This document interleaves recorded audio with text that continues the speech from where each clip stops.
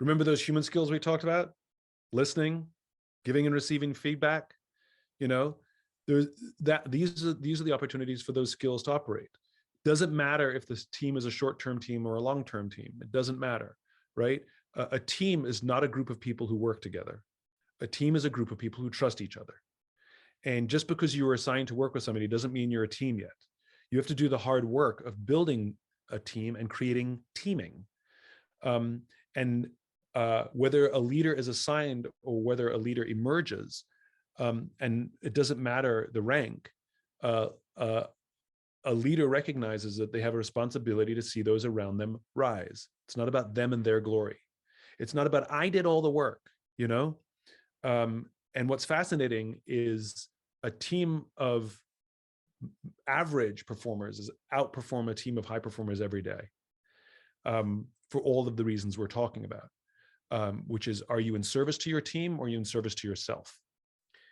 When I used to teach way back when, I did team projects, and the university advised me, because I made the teams, I didn't let them choose. I would put my top performers on one team.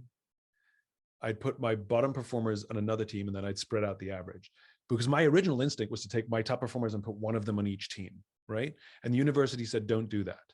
And so I followed the university's guidance, and I put all my top performers on one team. And literally, as I announced the teams in the class, the rest of the class were like, come on, like I'd stacked the deck.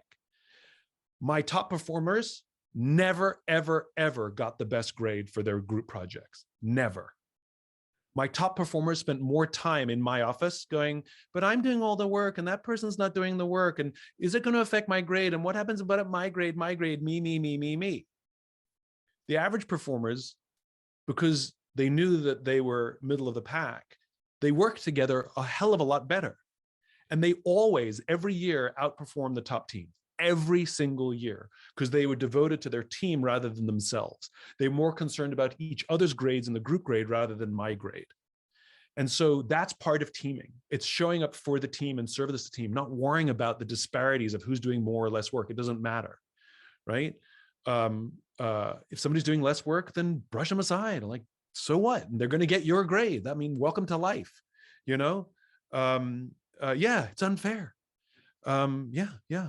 Congratulations. Yes, it's unfair. You did all the work and they got a good grade. What do you care about them? Worry about yourself, right?